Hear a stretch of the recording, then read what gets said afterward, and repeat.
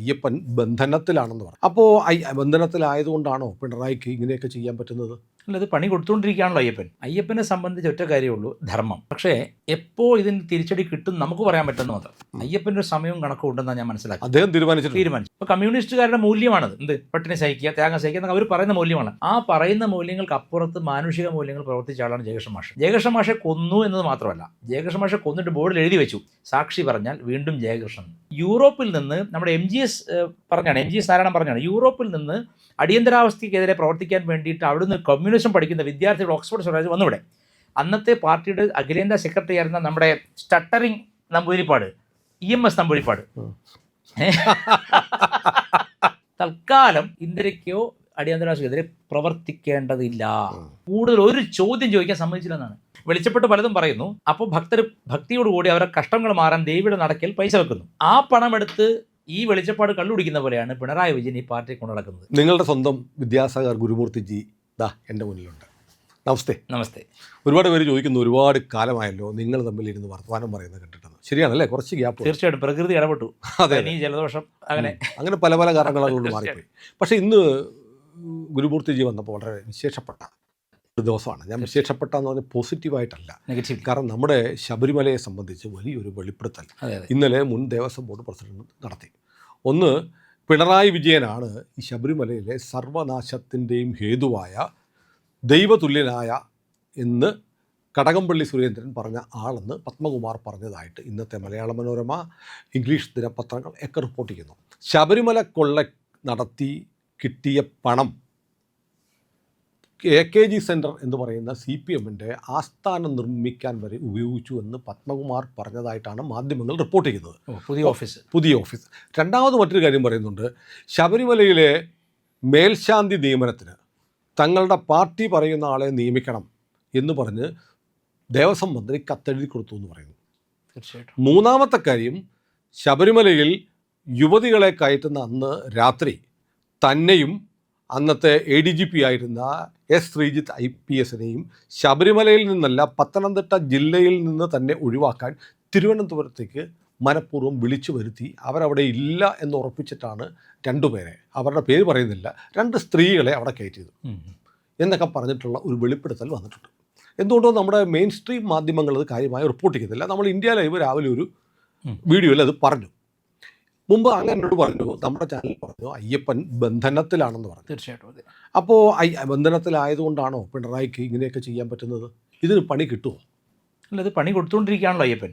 അയ്യപ്പനെ സംബന്ധിച്ച് അച്ഛൻ അമ്മ ബന്ധങ്ങളൊന്നും ഇല്ലെന്ന് നമ്മൾ മുമ്പ് ചർച്ച ചെയ്താണല്ലോ. അയ്യപ്പനെ സംബന്ധിച്ച് ഒറ്റ കാര്യമുള്ളൂ, ധർമ്മം. പക്ഷേ എപ്പോൾ ഇതിന് തിരിച്ചടി കിട്ടും നമുക്ക് പറയാൻ പറ്റുന്ന മാത്രം. അയ്യപ്പൻ്റെ ഒരു സമയവും കണക്കും ഉണ്ടെന്നാണ് ഞാൻ മനസ്സിലാക്കി. അദ്ദേഹം തീരുമാനിച്ചിട്ടുണ്ട്.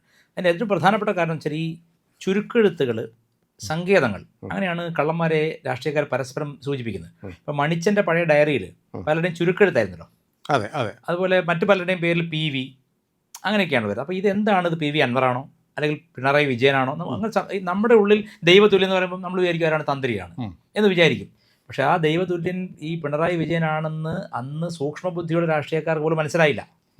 അപ്പോൾ ദൈവനിഷേധികളുടെ വായിൽ നിന്ന് അങ്ങനെ ഒരു വാക്ക് വന്നല്ലോ. പൊതുവെ കമ്മ്യൂണിസ്റ്റുകൾ ഇൻക്ലൂഡിങ് പിണറായി വിജയൻ ദൈവനിഷേധിയാണ്. അപ്പോൾ ദൈവനിഷേധിയായ ഒരാളെ ദൈവതുല്യമായി കാണുന്നത് ഈ പഴയ സ്റ്റാലിൻ്റെ കാലത്തെയാണ് ഓർമ്മിപ്പിക്കുന്നത്. ഈ സ്റ്റാലിനെ പറ്റി പറയുന്ന പ്രധാനപ്പെട്ട ഒരു പുസ്തകത്തിൽ പറയുന്നത്, മീറ്റിംഗ് കൂടും, എന്നിട്ട് സ്റ്റാലിൻ ഒരു മണിക്കൂർ പ്രസംഗിക്കും, അവസാനം ചോദിക്കും എന്തെങ്കിലും ഒബ്ജക്ഷൻ ഉണ്ടെങ്കിൽ കൈ ഉയർത്താമെന്ന്. ആരും കൈ ഉയർത്താറില്ല. അതോടെ കൈ ഉയർത്തിയ തല പോകും. ആ അവസ്ഥയിലേക്ക് CPIM എന്ന പാർട്ടിയെ ജനാധിപത്യ രാജ്യത്ത് കൊണ്ടെത്തിച്ച ഒരേ ഒരു വ്യക്തി പിണറായി വിജയനാണ്. അപ്പോൾ സത്യം പറഞ്ഞാൽ കേരളത്തിൽ ജീവിച്ചിരിക്കുന്ന ഏറ്റവും വലിയ ആൾ ദൈവം പിണറായി വിജയനാണ് എന്ന് കടകംപള്ളി തന്നെ പറഞ്ഞ സ്ഥിതിക്ക് നമ്മളിനി ആളത് അതല്ലേ ഈ പിന്നെ P. ജയരാജനാണ് ഞാൻ മനസ്സിലാക്കി കേരളത്തിലെ ഏറ്റവും കറ കളഞ്ഞ കമ്മ്യൂണിസ്റ്റ് നേതാവ്. സാർ, അയാൾ മറ്റു പാർട്ടിക്കാരെ ഉപദ്രവിക്കുന്നൊക്കെ വിട്ട് അയാൾ കമ്മ്യൂണിസ്റ്റാണ്. ചെത്തി തേക്കാത്ത വീടും പിന്നെ മകൻ എന്തോ പിന്നെ ബോംബ് പൊട്ടി പാർട്ടിക്ക് വേണ്ടിയിട്ട് പടക്കം ഉണ്ടാക്കിയിട്ട് കൈ പോയ കുട്ടിയാണ്.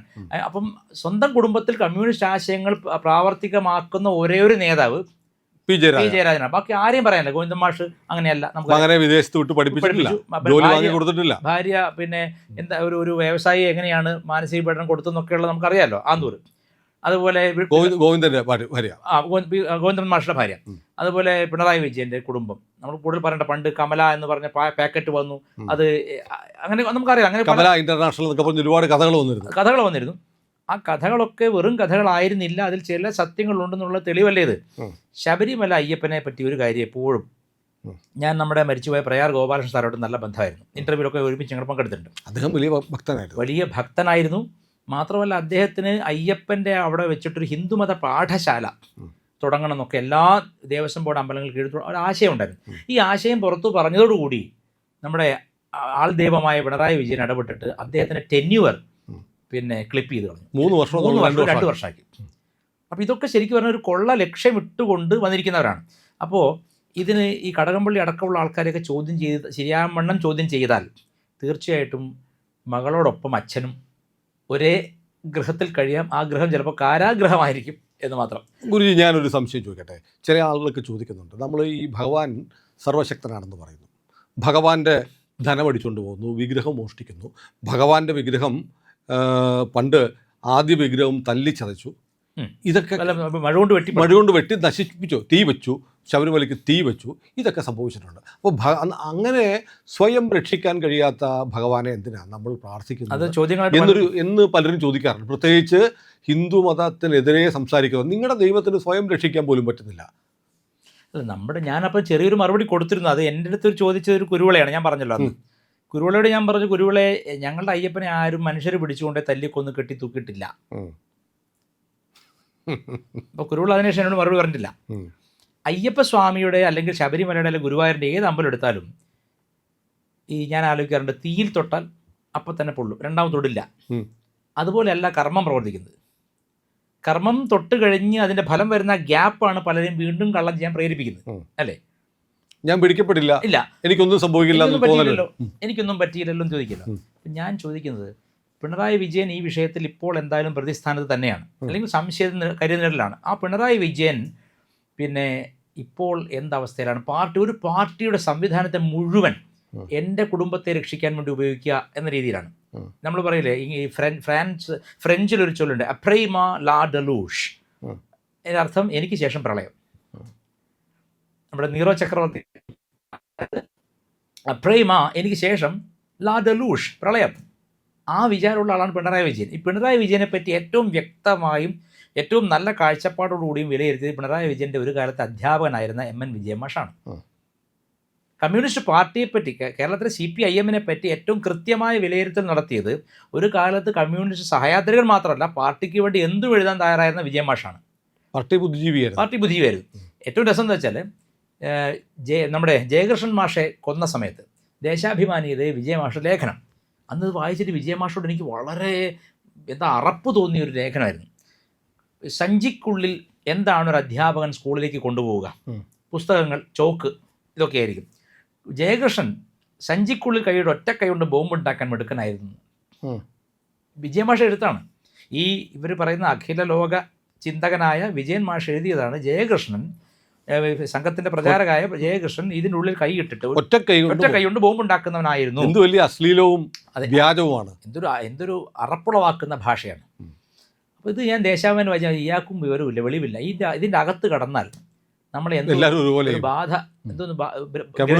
കമ്മ്യൂണിസ്റ്റ് ഭൂതം ഗ്രസിച്ചു കഴിഞ്ഞാൽ പിന്നെ നല്ലത് തിന്മയായിട്ടും തിന്മ നന്മയായിട്ടും തോന്നും. അപ്പോൾ ആ സമയത്ത് വിജയൻ മാഷ് ഇത്രയൊക്കെ പാർട്ടിയെ ന്യായീകരിച്ചു. ഈ ജയകൃഷ്ണ മാഷ കൊലപാതക ഉത്തരവാദി ആരാന്ന് ഞാൻ നേരത്തെ പറഞ്ഞൊരു പേര് ആണ്. ആ വ്യക്തിക്ക് ഉണ്ടായ കോട്ടം തീർക്കാൻ വേണ്ടിയിട്ടാണ് ജയകൃഷ്ണ മാഷെ കൊന്നത്. അത് കൊന്നതെന്ന് വെച്ചാൽ എനിക്ക് തോന്നുന്നു അൽ ഖ്വയ്ദയിലെ ഒരു തീവ്രവാദിയെ ആ ദൃശ്യം കാണിച്ചാൽ അവൻ തലയുറ്റി വീഴും. അതായത് എൻ്റെ നേരെ ചൂണ്ടിയ വിരൽ മുറിച്ചെടുക്കണം എന്ന് വരെ പറഞ്ഞു കൊണ്ടുപോവുകയും ചെയ്തു. അവർ എന്നോട് MD രമേശ് പറഞ്ഞു. അതെ, സത്യമാണത്. വിരൽ മുറിച്ച് കൊണ്ടുപോയി ചെയ്തു. മാത്രമല്ല ജയകൃഷ്ണ മാഷ് എന്ന് പറഞ്ഞ വ്യക്തി ഈ കമ്മ്യൂണിസ്റ്റുകാർ ചില മൂല്യങ്ങൾ പറയുന്നുണ്ടല്ലോ, ആ മൂല്യങ്ങൾ ജീവിച്ചയാളാണ്. രാവിലെ വീട്ടിൽ നിന്ന് അല്പം നന്നായിട്ട് ബ്രേക്ക്ഫാസ്റ്റ് കഴിച്ചിട്ട് ഉച്ചക്കഞ്ഞിയിൽ നിന്നൊരു വറ്റെടുക്കാതെ ഒരു ഗ്ലാസ് കഞ്ഞിവെള്ളം മാത്രം കുടിച്ചിട്ടാണ് കുട്ടികളെ പഠിപ്പിക്കുന്നത്. അപ്പോൾ കമ്മ്യൂണിസ്റ്റുകാരുടെ മൂല്യമാണത്. എന്ത്? പട്ടിണി സഹിക്കുക, ത്യാഗം സഹിക്കുക എന്നൊക്കെ അവർ പറയുന്ന മൂല്യമാണ്. ആ പറയുന്ന മൂല്യങ്ങൾക്ക് അപ്പുറത്ത് മാനുഷിക മൂല്യങ്ങൾ പ്രവർത്തിച്ച ആളാണ് ജയകൃഷ്ണ മാഷ്. ജയകൃഷ്ണ മാഷെ കൊന്നു എന്നത് മാത്രമല്ല, ജയകൃഷ്ണ മാഷെ കൊന്നിട്ട് ബോർഡിൽ എഴുതി വെച്ചു, സാക്ഷി പറഞ്ഞാൽ വീണ്ടും ജയകൃഷ്ണൻ. എന്നിട്ട് അവിടെ ഇരുന്ന 30ഓളം കുട്ടികൾ ഇന്നും മാനസിക രോഗത്തിന് അടിമകളാണ് ഇത് കണ്ടിട്ട്. ഈ ഗോറി ഇത് ഈ ഹാക്കിംഗ് സംബഡി ടു ഡെത്ത്, അതുമാത്രമല്ല കൊന്നു കുടൽമാല പുറത്തെടുത്തിട്ടു. കൊന്നിട്ടും പിന്നെ ഹരം തീരാത്തൊരു പാർട്ടിയായിട്ട് നിന്ന കമ്മ്യൂണിസ്റ്റ് പാർട്ടി ഇപ്പോഴെവിടെയാണ്? ജയകൃഷ്ണൻ മാഷ് ഒരു പക്ഷേ വീണ്ടും ഒരു സംഘ കുടുംബത്തിൽ ജനിച്ചിരിക്കാം. അന്ത്യചിന്ത അങ്ങനെയാണല്ലോ നമ്മുടെ എല്ലാം. നമ്മൾ കൊല്ലപ്പെടില്ലെന്ന് വിചാരിച്ചാലല്ലോ ജീവിക്കുന്നത്. അവസാനം ചിന്തിച്ച് ഈ അമ്മയെ ഭാരതാംബയെ സേവിക്കാൻ ഇനിയും എനിക്ക് അവസരം തരണമെന്ന് പറഞ്ഞാണ് എല്ലാവരും മരിക്കുന്നത്. അല്ലാതെ ഇവർ വിചാരിക്കുന്നത് പേടിച്ച് അരണ്ടിട്ടൊന്നുമല്ല മരിക്കും. പിന്നെ പല കമ്മ്യൂണിസ്റ്റുകാരുടെ അന്ത്യകാലം എന്ന് പറഞ്ഞാൽ പിന്നെ ശ്രീനിവാസനൊരു സിനിമയിൽ സിനിമാക്കാരെ തന്നെ കളിയാക്കുന്ന ഒരു സിനിമയുണ്ടല്ലോ, അതിൽ രണ്ട് സീരീസ് ആയിട്ട് രണ്ട് പടങ്ങൾ. ആദ്യത്തെ രംഗത്തിൽ ഉദയനാണ് താരം. അതിൽ അവസാനം ഈ ഇവനെ ശരിക്കും പേടിപ്പിച്ചിട്ടാണ് ഷൂട്ട് ചെയ്യുന്നത് ക്ലൈമാക്സ് അറിയാതെ. അപ്പോൾ ഉള്ള ആ മുഖഭാവമാണ് മിക്ക കമ്മ്യൂണിസ്റ്റുകാരുടെ മരണകാലം. കാരണം ഭയന്ന് പറച്ചാണ് ഇവർ ജീവിക്കുന്നത്. ഒരു സംഘ സ്വയംസേനയെ സംബന്ധിച്ച് അവന് ഇനിയും ജനിക്കണം, ഈ ഭൂമിയിൽ ജനിക്കണം എന്ന് ആഗ്രഹിക്കുന്നതാണ്. അപ്പം മാഷ് ചിലപ്പം ചിരിക്കുന്നുണ്ടാവും. കമ്മ്യൂണിസ്റ്റ് പാർട്ടി ഇപ്പോൾ 35 സീറ്റിലേക്ക് ഒതുങ്ങിയത് മാത്രമല്ല, അത് കേവലം രാഷ്ട്രീയ പരാജയമാണ്. പക്ഷെ പ്രത്യയശാസ്ത്രമെന്നും ഞങ്ങൾക്കില്ല, പണം ആണ് ഞങ്ങളുടെ ദൈവം എന്ന് കാണിക്കുന്നതാണ് ഈ പത്മകുമാറിൻ്റെ വെളിപ്പെടുത്തൽ. പത്മകുമാർ വിശുദ്ധനല്ല. ഈ കൂട്ടുകച്ചവടത്തിൽ എല്ലാത്തിലും പത്മകുമാറും ചില കാര്യങ്ങൾ ഉണ്ടായിരിക്കും. പാർട്ടി തള്ളി പറയും എന്ന് വന്നപ്പോഴാണ് പത്മകുമാർ ഇത് പറയുന്നത്. പത്മകുമാർ അയ്യപ്പനോടുള്ള സ്നേഹവും ഹിന്ദുക്കളോടുള്ള സ്നേഹം കൊണ്ടല്ല. ഒരിക്കലുമല്ല. ഹിന്ദുക്കളോട് സ്നേഹമില്ലെന്ന് മാത്രമല്ല, ഹിന്ദുക്കളുടെ ക്ഷേത്രത്തിലെ കൊള്ള നടക്കുമെന്ന് അവർക്കറിയാം. ഒരു ക്രിസ്ത്യൻ പള്ളിക്കകത്ത് ഒരു കമ്മ്യൂണിസ്റ്റ് പാർട്ടിക്കാരൻ ചെന്നിട്ട് ഇങ്ങനെ തോന്നിയ ദിവസം കാണിക്കാൻ പറ്റുമോ? ഒരു മുസ്ലിം പള്ളിക്കകത്ത് പറ്റുമോ? ഇല്ല. അവിടെ എല്ലാവരും രാഷ്ട്രീയം ചെരുപ്പിനോടൊപ്പം അഴിച്ചു വെച്ചിട്ടാണ് പള്ളികൾ കയറുന്നത്. ഇവിടെ ചെരുപ്പ് ഇട്ടിട്ടാണ് കയറുന്നത്. ജലീൽ വരെ പോയി അവിടെ. അപ്പോൾ ഇത്തരം പ്രഹസനങ്ങൾ മുഴുവൻ ഹിന്ദുക്കളുടെ ക്ഷേത്രത്തിൽ നടക്കുകയുള്ളൂ. അപ്പം അങ്ങ് ചോദിച്ച ചോദ്യത്തിന് കാതൽ, നിങ്ങൾക്ക് സ്വയം രക്ഷിക്കാൻ കഴിയാത്ത ദൈവമാണെന്ന് ചോദിച്ചാൽ, ഞങ്ങളുടെ ദൈവം ഒരു വ്യക്തിയല്ല ശിക്ഷിക്കുന്നത്. മഴുകൊണ്ട് വെട്ടിയവനെ അല്ല ശിക്ഷിച്ചത്. മഴുകൊണ്ട് വെട്ടിയവനും അവനോട് ഒത്താശ ചെയ്ത കുടുംബം മുഴുവൻ തമ്മിൽ കത്തിക്കുത്തിലാ ചത്തുപോയത്. ആ കുടുംബം, അയ്യപ്പൻ്റെ വിഗ്രഹം വെട്ടാൻ വന്ന കുടുംബം വേരറ്റുപോയി. അതുപോലെ അയ്യപ്പൻ്റെ വേട്ട എന്ന് പറഞ്ഞാൽ ഒരു വ്യക്തിയെ കൊല്ലലല്ല, എൻറ്റയർ ആ സിസ്റ്റത്തെ പൊളിച്ച് കാണിച്ച് അതിൻ്റെ ഓരോ പല്ലും പറിച്ചു കളയും. അല്ല, നമ്മളിത് പറയുമ്പോൾ ഓർക്കണം, പറയാൻ പാടില്ല എന്ന് ചിലർ പറയുമായിരിക്കും. ADM നവീൻ്റെ കഥയുണ്ടല്ലോ. തീർച്ചയായിട്ടും അതെ. നവീനാണ് ഈ യുവതികളെ ശബരിമലയിൽ കയറ്റാൻ ADM എന്ന നിലയിൽ എല്ലാ സൗകര്യവും ചെയ്തു കൊടുത്തു. ഒരു സ്ത്രീയാൽ അയാൾ ചതിക്കപ്പെടുകയും ചെയ്തു. ഒരു സ്ത്രീയാൽ ചതിക്കപ്പെട്ട ആത്മഹത്യ. അപ്പോൾ അയ്യപ്പൻ്റെ വളരെ രസകരമായ, അങ്ങനെ രസകരം എന്ന് ഞാൻ പറയുന്ന കാരണം വേട്ടയിൽ ഒരു രസം കണ്ടെത്തുന്നുണ്ടെന്ന് എനിക്ക് തോന്നുന്നു. അയ്യപ്പൻ്റെ വേട്ട ഒരു രസകരമായ വേട്ടയാണ്.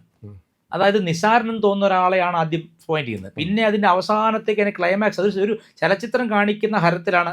പ്രിയദർശൻ്റെ പടം പോലെയൊക്കെയാണ് പുള്ളി ഷൂട്ട് ചെയ്തത്. പിണറായിക്ക് വരുമെന്നാണ് എനിക്ക് വന്നല്ലോ. ഞാൻ ചോദിക്കട്ടെ, ഒരു വെളിപ്പെടുത്തൽ മതി.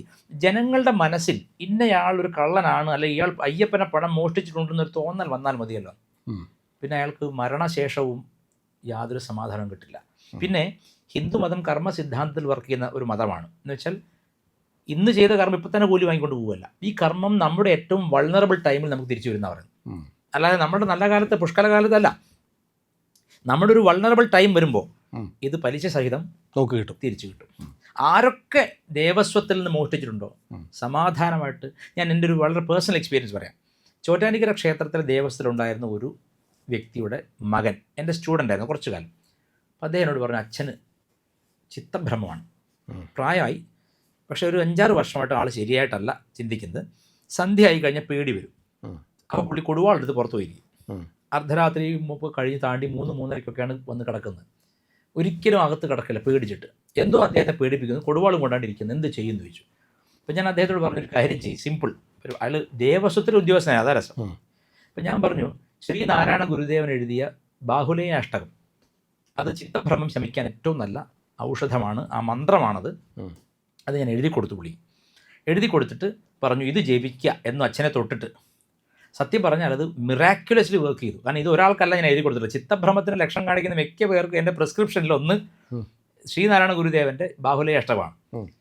അത് അതുപോലെ ഇഫക്റ്റീവായിട്ടൊരു ഒരു എന്താ പറയുക, സൈക്യാട്രിക് ഡ്രഗ് ഇല്ല. അത് ആർക്കും പ്രേക്ഷകർക്കൊക്കെ പരീക്ഷിക്കാവുന്നതാണ്. ആർക്കെങ്കിലും അല്പസ്വല്പം വീട്ടിൽ തോന്നുന്നുണ്ടെങ്കിൽ അവരെ തൊട്ടിട്ടോ അല്ല അവരെ കൊണ്ടോ ബാഹുലേയ അഷ്ടകം ജപിപ്പിക്കുക. അതിലുള്ള എല്ലാം ബീജാക്ഷരമാണ്, സുബ്രഹ്മണ്യൻ്റെ ബീജാക്ഷരമാണ്. ആ ബീജാക്ഷരങ്ങൾ നിരന്തരം ആവർത്തിക്കുമ്പോൾ സത്യം പറഞ്ഞാൽ ചിത്തഭ്രമം നന്നായി ശമിക്കും. ഈ വ്യക്തി കൊടുവാളും കൊണ്ടിരുന്ന വ്യക്തി ചിത്തഭ്രമം ശമിച്ചപ്പോൾ പറഞ്ഞ കഥ, ദേവിയുടെ പണം അല്പം പുള്ളി മോഷ്ടിച്ചിട്ടുണ്ടെന്നാണ്. അത് സ്വബോധം വന്നപ്പോഴാണ് പറഞ്ഞത്. പക്ഷേ വയ്യാതെ മരിക്കുകയും ചെയ്തു. പക്ഷേ 5-6 വർഷം വിഹ്വലതയിലാണ് ജീവിക്കുന്നത്. അവസാനം ഒരു മഹാത്മാവിൻ്റെ ഒരു കൃതി പഠിച്ചു എന്നൊരു പുണ്യം കൊണ്ട് അത് ശമിച്ചിട്ട് മരിക്കുക. അത് സത്യം പറഞ്ഞ് മരിക്കാൻ പറ്റി. ഇവരൊക്കെ അത് പഠിക്കുമോ? ഈ പിണറായി വിജയനോ പത്മകുമാറോ അല്ലെങ്കിൽ മറ്റേ കടകംപള്ളിയൊക്കെ നാരായണ ഗുരുദേവനെ കൃതി പഠിക്കാൻ അവസരം ഉണ്ടാവില്ല. ഉണ്ടെങ്കിൽ തന്നെ അവർ അദ്ദേഹത്തിന് മഹാത്മാവായിട്ട് കാണുന്നില്ല. സിമന്റ് നാണെന്ന് വിളിച്ച് കളിയാക്കി. അപ്പോൾ ഗുരുവിൻ്റെ കരുത്തിൽ കയറിട്ട് വലിച്ചവരാണ്. അത് ഒരിക്കലും അക്ഷന്തവ്യമായ അപരാധമാണ്. ഞാൻ ഒരിക്കലും ആ ചിത്രം എൻ്റെ കണ്ണിൽ ഇപ്പോഴും നിൽക്കുന്നുണ്ട്. പിന്നെ നാരായണ ഗുരുസ്വാമിയെ ഇരുത്തിയിട്ട് കയറിൽ അവർ പറയുന്നത് സംഘപരിവാർ പിന്നെ നാരായണ ഗുരുവിനെ അങ്ങനെ വലിക്കുന്നതാണ്. ഞാനൊരു കാര്യം പറയാം, ചില ആളുകളെ നമുക്കൊന്നിലും ഒരു ഗ്രൂപ്പിലും പെടുത്താൻ പറ്റില്ല. അതിൽപ്പെട്ട 2 പേരാണ് ചട്ടമ്പി സ്വാമികളും നാരായണ ഗുരുദേവൻ. നിങ്ങൾ ഒരു RSS അല്ല ഏത് പ്രസ്ഥാനത്തിനും അദ്ദേഹത്തെ അവരുടേതാക്കി മാറ്റാൻ പറ്റില്ല. കാരണം ആ ഫിലോസഫി എല്ലാ ഡിവിഷൻസിനെയും മേലെ നിൽക്കുന്നതാണ്, സർപ്പാസ് ചെയ്യുന്നതാണ്, ട്രാൻസെൻഡ് ചെയ്യുന്നതാണ്. അപ്പോൾ അത്രയും വലിയ മഹാത്മാക്കളെ കൊണ്ട് അപ്പോൾ ഇവരുടെ ഉദ്ദേശം അതല്ല, അപമാനിക്കാൻ തന്നെ കരുതി കൂട്ടി ചെയ്തെന്ന് കരുതി. അല്ല, കണ്ണൂരെ സഖാക്കൾക്ക് ബോധമില്ല. എനിക്കറിയാം, ഞാൻ പറഞ്ഞില്ലേ എരഞ്ഞൊടി പോയപ്പോൾ ഒരു വീട്ടിൽ ഒരു കുട്ടിയെ കാലിലും വെട്ടിയിട്ടിരിക്കുകയാണ്. ആ വീട്ടിലേക്ക് ബാർബർ ഷാപ്പിൽ നിന്ന് മുടി കൊണ്ടുവന്ന് കണ്ടിലിട്ടിരിക്കുകയാണ്. ആ കുട്ടി വെള്ളം കുടിക്കാതിരിക്കും. നൃശംസതയ്ക്ക് ഒരു പര്യായം ഉണ്ടെങ്കിൽ അത് കമ്മ്യൂണിസമാണ്. ഇവിടെ നടക്കുന്ന കമ്മ്യൂണിസം പോലും സ്റ്റാലിനിസമാണ്. കൊല്ലുക, കൊലവിളിക്കുക, കൊന്നിട്ട് കൊലവിളിക്കുകയാണെന്ത്, മാഷെ കൊന്നിട്ട് ബോർഡിൽ എഴുതി വെക്കുകയാണെന്ത്, സാക്ഷി പറഞ്ഞാൽ വീണ്ടും ജയകൃഷ്ണൻ. എനിക്ക് അത്ഭുതം തോന്നുന്നതെന്ന് വെച്ചാൽ ഇപ്പോഴും ഈ ഷംസീർ അതുപോലെ സ്വരാജ് ഇവരൊക്കെ എങ്ങനെയാണ് ഇതിൽ പ്രവർത്തിക്കുന്നത്? അവർക്ക് ആത്മാവില്ലേ? അല്ല, അവരും ഈ ഭാഷയാണ് സംസാരിക്കുന്നത് അല്ലേ? സ്വരാജ് ഒക്കെ സംസാരിക്കുന്നത്. ഷംസീർ കുറേ റിഫണ്ടായി. സ്പീക്കറായിരുന്നപ്പോൾ ഷംസീർ കുറേ മാറ്റം വരുത്തി പെരുമാറ്റ ശൈലിയിൽ. പക്ഷേ സ്വരാജിന് ഇപ്പോഴും ഒരു മാറ്റമില്ല. അപ്പോൾ സ്വരാജ് ശരിക്കും പറഞ്ഞാൽ, സത്യം പറഞ്ഞാൽ എന്താണ് ആഹരിക്കുന്നത് പോലും എനിക്ക് അത്ഭുതം തോന്നുന്നതാണ്. ഇങ്ങനൊരു അരി ആഹാരം തിന്നുന്നൊരു മനുഷ്യൻ ഇങ്ങനെ ന്യായീകരിക്കാൻ പറ്റും ഒരു പാർട്ടി? അപ്പോൾ തോറ്റപ്പോൾ പറഞ്ഞെന്താണ്, ജനങ്ങൾ തോറ്റുന്നത്. ജനങ്ങളാണ് തോറ്റത്. അത് സ്ഥിരം ഒരു പറയുന്നത്, ഞങ്ങളല്ല നിങ്ങളാണ് തോറ്റത്. ഏതായാലും പിണറായിക്ക് ആ അയ്യപ്പൻ്റെ പിടിയിൽ നിന്ന് മോചനം ഉണ്ടാവില്ല. അല്ല, തീർച്ചയായിട്ടും ഇതിൽ തെറ്റ് ചെയ്ത എല്ലാവരും ശിക്ഷിക്കപ്പെടുക തന്നെ ചെയ്യും. അത് ഈ നമ്മുടെ ആ കരിമ്പനാക്കൽ എന്നൊരു കുടുംബത്തിൻ്റെ പേര്, ആ അയ്യപ്പൻ കരിമ്പനാക്കൽ അല്ലേ, അതുപോലെ CPIM ഇല്ലാതാവും. കാരണം ഇതിലൊരു നേതാവിന് പോലും ഇവിടുത്തെ ധർമ്മദൈവങ്ങളോട് ഒരു ബഹുമാനമില്ല. അവരുടെ പണം മാത്രം മതി. ഞാൻ ആദ്യമേ പറഞ്ഞിരുന്നു, ഞാൻ ജാതി തിരിച്ചല്ല വിമർശിക്കുന്നത്. നമ്പൂതിരി കട്ടാലും പെടും, പിണറായി വിജയൻ കട്ടാലും പെടും. ആരാണോ ദേവസ്വം, ദേവൻ്റെ സ്വത്ത് എടുക്കുന്നത്, അവർക്ക് നല്ല രീതിയിൽ കടന്നു മരിക്കാൻ പറ്റില്ല. അത് നമ്മൾ പറയില്ലേ, പുഴുത്തേ ചാവൂ എന്ന് പറയുന്നത്. വൈദ്യരുടെ കുട്ടി പുഴുത്തേ ചാവെന്ന് കോഴിക്കോട് ചൊല്ലുണ്ട്. വൈദ്യരെല്ലാവർക്കും മരുന്ന് കൊടുക്കുന്നതാണ്. വൈദ്യരുടെ മകൻ പക്ഷേ, അപ്പോൾ പ്രത്യയശാസ്ത്രം നമ്പർ 1 എന്ന് പറയുന്നവരെല്ലാവരും പ്രത്യയശാസ്ത്രം പണയം വെച്ച് കള്ളുപിടിക്കുന്നവരാണ്. ഈ ജയകൃഷ്ണൻ മാഷിൻ്റെ കൊലപാതകത്തെ ന്യായീകരിച്ച അതേ വിജയൻ മാഷ് പിണറായി വിജയനെ പറ്റി ലേഖനം എഴുതി. ഞാൻ വായിച്ചു. പാഠം 1, പാഠം മാഗസീനിൽ, പാഠം എന്നാ മാഗസീൻ്റെ പേര്. നമ്മുടെ സുധീഷൊക്കെ ഉണ്ട്. പാഠത്തിലെ മാഗസീനിൽ എന്താ എഴുതിയിരിക്കുന്ന അറിയോ? വെളിച്ചപ്പാട് ഭഗവതിയുടെ നടക്കി വെക്കുന്ന പണം എടുത്ത് കള്ളു കുടിക്കുന്ന പോലെയാണ് പാർട്ടി സെക്രട്ടറി ചെയ്യുന്നത്. അന്ന് പാർട്ടി സെക്രട്ടറി വിജയനാണ്. അതായത് വെളിച്ചപ്പെട്ട് പലതും പറയുന്നു. അപ്പോൾ ഭക്തിയോടുകൂടി അവരുടെ കഷ്ടങ്ങൾ മാറാൻ ദേവിയുടെ നടക്കൽ പൈസ വെക്കുന്നു. ആ പണമെടുത്ത് ഈ വെളിച്ചപ്പാട് കള്ളു കുടിക്കുന്ന പോലെയാണ് പിണറായി വിജയൻ ഈ പാർട്ടിയെ കൊണ്ടു നടക്കുന്നത്. ഇയാൾ ഇത് കോർപ്പറേറ്റുകൾക്ക് വിൽക്കും എന്നന്ന് പറഞ്ഞിരുന്നു. വിറ്റുമല്ലോ, വിറ്റ് തുലച്ചുവല്ലോ.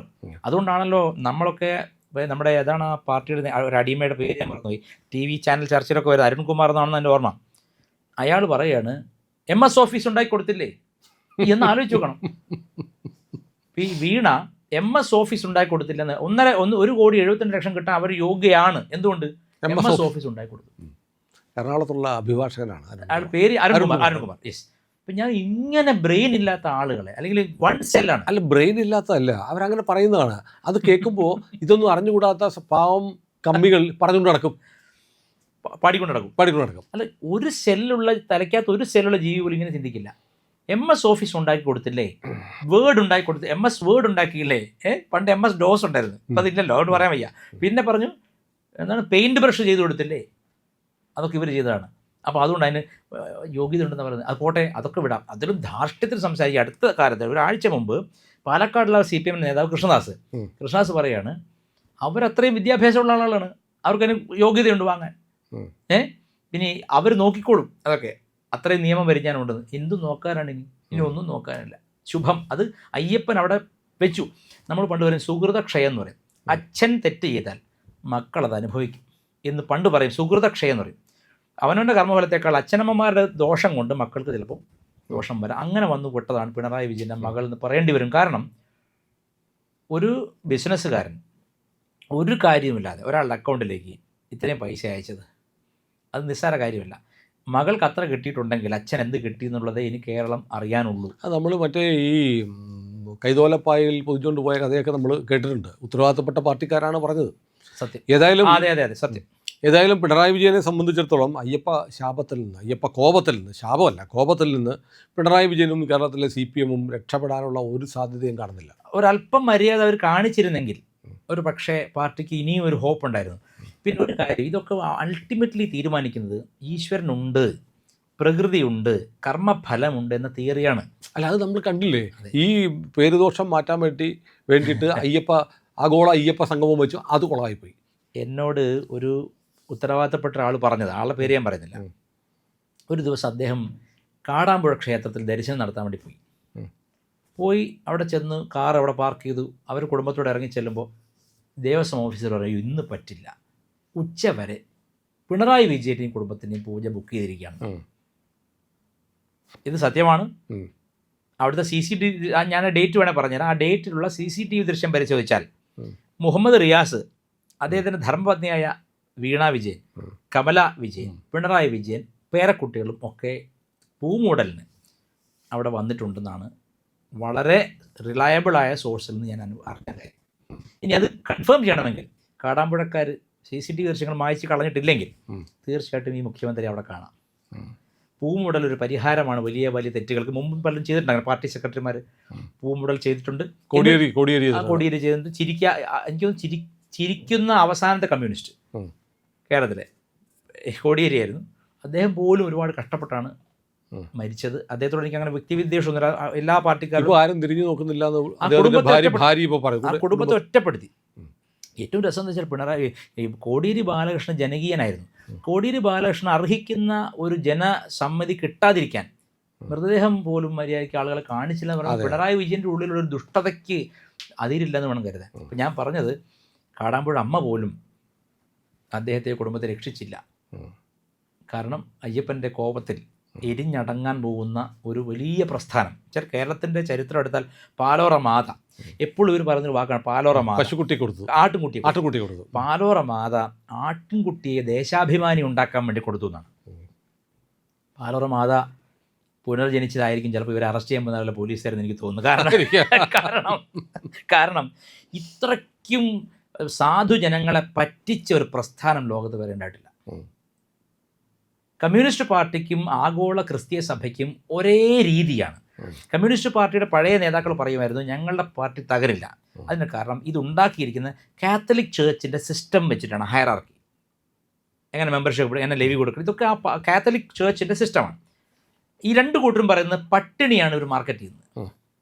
അതെ, ദാരിദ്ര്യത്തെ മാർക്കറ്റ് ചെയ്തിട്ട് മതം വളർത്തുന്ന പോലെ ദാരിദ്ര്യത്തെ മാർക്കറ്റ് ചെയ്തിട്ട് പാർട്ടി നേതാക്കൾ വളരുന്ന ഒരു ഒരേ സമാനമാണ്. ഉദാഹരണം പറഞ്ഞാൽ, അത് ഓഷോ ഒരിക്കൽ പറഞ്ഞിട്ടുണ്ട്, നിങ്ങൾക്ക് ബെൻസിൽ പോകുന്നൊരു സന്യാസിയോട് പുച്ഛമായിരിക്കും, വഴിയിൽ തുണിയില്ലാതിരുന്നാൽ ഒരുപക്ഷെ നിങ്ങൾക്ക് ആരാധകർ കൂടുമെന്ന്. ഈ ദാരിദ്ര്യം മാർക്കറ്റ് ചെയ്യുന്നതിൽ വിജയിച്ച 3 പ്രസ്ഥാനങ്ങൾ, 1 കാത്തലിക് ചർച്ച്, 2 ഗാന്ധിയന്മാർ, 3 കമ്മ്യൂണിസ്റ്റ് പാർട്ടിക്കാർ. ഗാന്ധിയോട് ഞാൻ ചെറുപ്പത്തിൽ കരഞ്ഞിട്ടുണ്ട് വായിച്ചപ്പോൾ. അതായത് ഗാന്ധിജി തനിക്ക് ആകെ ഉണ്ടായിരുന്നൊരു മേൽമുണ്ട് ഗംഗയിൽ കഴുകുകയായിരുന്നു. അപ്പോൾ അപ്പുറത്ത് മേൽമുണ്ടില്ല, വസ്ത്രം ഇല്ലാത്തൊരു സ്ത്രീ ഇങ്ങനെ നിൽക്കുന്ന കണ്ടപ്പോൾ ഗാന്ധിജി ഒഴുക്കി വിട്ടു കൊടുത്തു എന്ന് അവർക്ക്. ഗാന്ധിജി പിന്നെ മേൽമുണ്ട് ഉപേക്ഷിച്ചു. എന്തൊരു ത്യാഗമാണ്.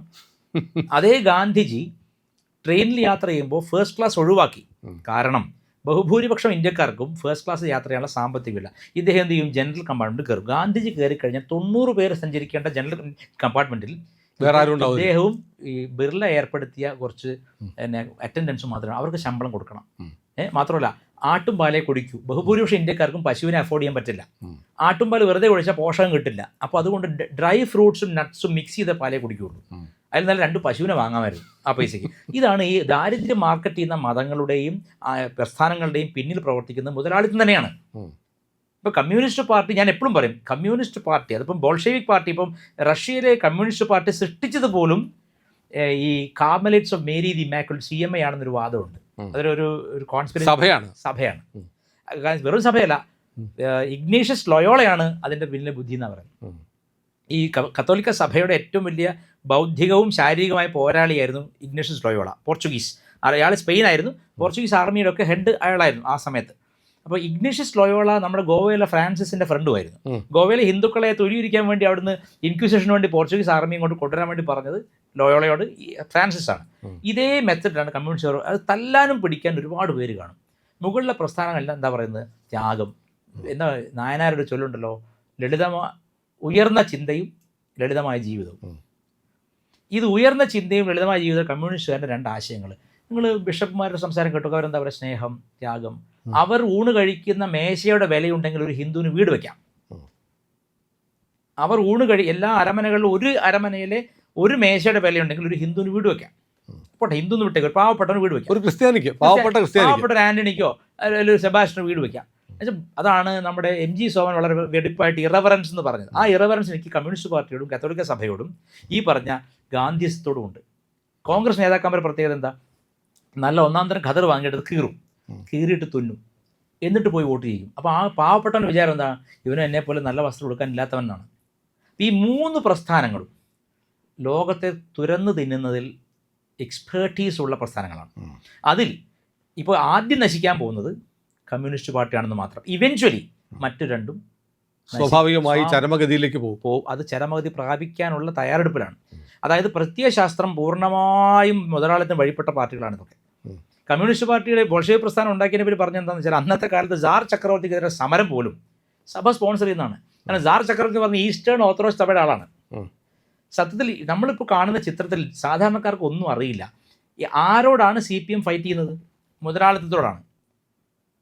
CPMൻ്റെ രാഷ്ട്രീയ പ്രസ്ഥാനത്തിൻ്റെ അന്ന് മുതലുള്ള നേതാക്കന്മാർ എല്ലാവരും ലിസ്റ്റ് എടുത്തോളൂ. അവരെല്ലാവരും ബ്രിട്ടീഷ് കൊളോണിസ്റ്റ് അംഗീകരിച്ച് ജീവിച്ചവരാണ്. ഒരാൾ പോലും ഒരു വാക്ക് ഉയർത്തിയിട്ടില്ല. യൂറോപ്പിൽ നിന്ന് നമ്മുടെ MGS നാരായണൻ പറഞ്ഞാണ്, യൂറോപ്പിൽ നിന്ന് അടിയന്തരാവസ്ഥയ്ക്കെതിരെ പ്രവർത്തിക്കാൻ വേണ്ടിയിട്ട് അവിടുന്ന് കമ്മ്യൂണിസം പഠിക്കുന്ന വിദ്യാർത്ഥികൾ ഓക്സ്ഫോർഡ് സ്വരാജ് വന്നിവിടെ. അന്നത്തെ പാർട്ടിയുടെ അഖിലേന്ത്യാ സെക്രട്ടറി ആയിരുന്ന നമ്മുടെ സ്റ്റട്ടറിങ് നമ്പൂതിരിപ്പാട്, EMS നമ്പൂതിരിപ്പാട്, ഇംഗ്ലീഷിൽ പറഞ്ഞാൽ കുഴപ്പമില്ല, സ്റ്റട്ടറിങ് നമ്പൂതിരിപ്പാടോട് ചോദിച്ചപ്പോൾ അദ്ദേഹം പറഞ്ഞെന്താണെന്ന് വെച്ചാൽ, തൽക്കാലം ഇന്ത്യക്കോ അടിയന്തരാവസ്ഥക്കെതിരെ പ്രവർത്തിക്കേണ്ടതില്ല, കൂടുതൽ ഒരു ചോദ്യം ചോദിക്കാൻ സമ്മതിച്ചില്ലെന്നാണ്.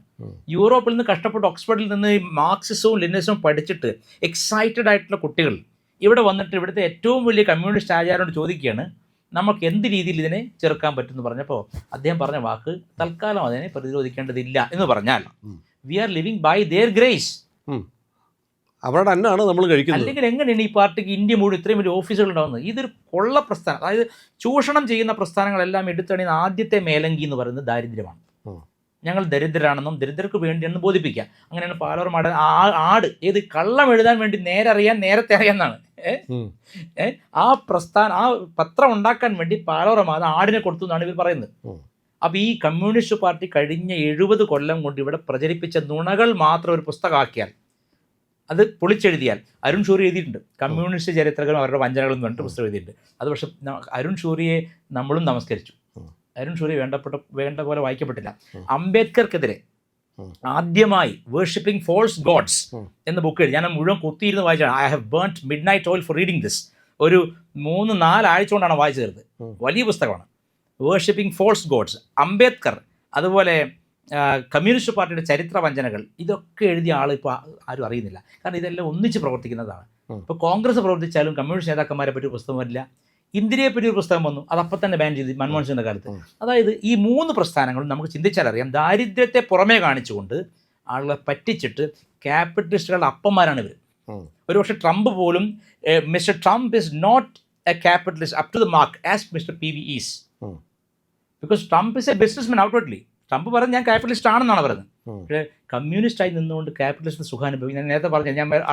അതായത് how would it be feeling if a capitalist speaks for socialists? ഇതാണ് നടക്കുന്നത്. എല്ലാവരും ക്യാപിറ്റലിസ്റ്റുകളാണ്. നിങ്ങൾ പിന്നെ കടകംപള്ളി സുരേന്ദ്രനൊക്കെ ഒരു ശരീരഭാഷ നോക്കൂ. ഒരു നായർ തറവാട്ടിലെ ഒരു 10-60 ഏക്കർ സ്ഥലമുള്ള ഒരു പ്രമാണിയുടെ മാടമ്പി. അവർക്കൊന്നും ദാരിദ്ര്യം എന്താണെന്ന് പോലും അറിയില്ല. അവർക്ക് ആകെ ഒരു ദാരിദ്ര്യമുള്ളത് ആശയ ദാരിദ്ര്യമാണ്. കമ്മ്യൂണിസ്റ്റ് പാർട്ടിക്ക് ഇന്ന് ആകെയുള്ളൊരു ദാരിദ്ര്യം ആശയ ദാരിദ്ര്യമാണ്. അവരുടെ ആമാശയങ്ങൾ നിറഞ്ഞ് കവിഞ്ഞിരിക്കുക. അതിൽ ദേവൻ്റെ ഒരു രൂപ പോയിട്ടുണ്ടെങ്കിൽ ഉം. ആമാശം ചീഞ്ഞളിഞ്ഞ് അവർ മരിക്കും. അത് യാതൊരു സംശയം വേണ്ട. അയ്യപ്പനെയോ ഗുരുവായൂരപ്പനെയോ ആരും വേട്ട പഠിപ്പിക്കേണ്ട. അതെ അതെ. ഗംഭീരമായ വേട്ട നടത്താൻ കഴിവുള്ളവരാണ്. ആരൊക്കെ അതിനെതിരെ വാളോങ്ങിയിട്ടുണ്ടോ ആശയപരമായിട്ടോ. ഞാൻ ചോദിക്കട്ടെ, വെള്ളാപ്പള്ളി നടേശൻ ഈ നവോത്ഥാന മതിൽ പണിയാൻ വേണ്ടി ആളുകൾ വിട്ടുകൊടുത്തു പിണറായി വിജയൻ്റെ നിർദ്ദേശപ്രകാരം. ഓർമ്മയുണ്ടല്ലോ? ആ വെള്ളാപ്പള്ളി പോലും പറയേണ്ടി വന്നു ഞാനിത് ഓർത്തില്ല, ഇത് ചതിയായി പോയെന്ന്. അതെ അതെ. വെള്ളാപ്പള്ളി പോലും പറയേണ്ടി വന്നു ഇത് ചതിയായി പോയെന്ന്. കാരണം യുവതികളെ കയറ്റുമെന്ന് അദ്ദേഹം അറിഞ്ഞില്ല, വിചാരിച്ചില്ല. അപ്പോൾ പിണറായി വിജയൻ ചതിച്ചിരിക്കുന്നത് വലിയൊരു വിശ്വാസി സമൂഹത്തെയാണ്. അയ്യപ്പൻ, ഇപ്പോൾ അയ്യപ്പൻ്റെ പ്രത്യേകത അറിയാലോ, മാലയിട്ടാൽ അങ്ങും അയ്യപ്പനാണ്, അതെ അതെ, ഞാനും അയ്യപ്പനാണ്. അവിടെ ജാതിഭേദം മതദ്വേഷം ഏതുമില്ലാത്ത നാരായണഗുരുസ്വാമി പറഞ്ഞ കാര്യം പ്രാവർത്തിയാക്കുന്നതാണ് ശബരിമല. ആ ശബരിമല തൊട്ടാണ് കളിച്ചിരിക്കുന്നതെങ്കിൽ ഞാൻ പറഞ്ഞല്ലോ, ഈ പാർട്ടിയും ഇതിൻ്റെ പിന്നിൽ നിന്ന് എല്ലാവരും 1 by 1 പ്രകൃതി വേട്ടയാടി അവരെ നശിപ്പിക്കും. അതെ. എനിക്ക് തോന്നുന്നു കേരളത്തിലെ ഹിന്ദു സമാജവും വിശ്വാസികളും കാത്തിരിക്കുന്നത് അതിനുവേണ്ടി. തീർച്ചയായിട്ടും 100%. പ്രിയപ്പെട്ട പ്രേക്ഷകരെ, വിദ്യാസാഗർ ഗുരുമൂർത്തിജി നമ്മുടെ കൂടെയുണ്ട്. ഇനിയും നമ്മുടെ ചില എപ്പിസോഡുകൾ വരുന്നുണ്ട്. നമ്മുടെ ഈ ചാനലിലും നമ്മുടെ രണ്ടാമത്തെ ചാനലായ പുണ്യം ബൈ ഇന്ത്യ ലൈവിലും അദ്ദേഹത്തിൻ്റെ വീഡിയോസ് വരുന്നുണ്ട്. നിങ്ങൾ ഉറപ്പായും കാണണം. ഇന്ത്യ ലൈവും പുണ്യം ബൈ ഇന്ത്യ ലൈവും സബ്സ്ക്രൈബ് ചെയ്തിട്ടില്ലാത്തവർ ഉറപ്പായും അതുകൂടി ചെയ്യണേ.